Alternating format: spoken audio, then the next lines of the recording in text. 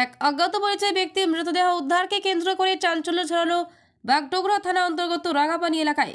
Police মৃত ব্যক্তির পরিচয় জানবার চেষ্টা করছে। জানা গেছে, এদিন সকাল থেকে স্থানীয় বাসিন্দারা দেখতে পান ওই ব্যক্তি রেলগেট সংলগ্ন একটি গ্যারেজের টায়ারের স্তূপের কাছে পড়ে রয়েছে। প্রথমটাই বাসিন্দারা ভেবেছিলেন হয়তো অত্যাধিক নেশা করবার কারণে বছর ৪৫-এর ওই ব্যক্তি অচৈতন্য হয়ে পড়েছে। দুপুর অবধি ওই ব্যক্তি একইভাবে পড়ে থাকতে দেখে স্থানীয় বাসিন্দারা। সন্দেহ হয়, খবর দেওয়া হয় বাগডোগরা থানা অন্তর্গত রাঙাপানি ফাঁড়ির পুলিশকে। পুলিশ এসে নিশ্চিত হয় ওই ব্যক্তির মৃত্যু হয়েছে। এই খবর এরপরে মৃতদেহ ময়না তদন্তের জন্য উত্তরবঙ্গ মেডিকেল কলেজ হাসপাতালে পাঠায়। শরীরে কোথাও আঘাতের চিহ্ন না থাকায় কী কারণে মৃত্যু হয়েছে তা নিয়ে রয়েছে ধোঁয়াশা। পুলিশ মৃতের পরিচয় জানবার চেষ্টা করছে।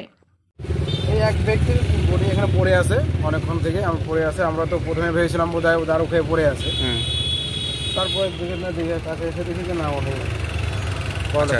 মারা গেছে। লোকটাকে এমনি চেনা গেছে? লোকটা কোথাকার? না, লোকটার পরিচয়পত্র এখন পাওয়া যায়নি।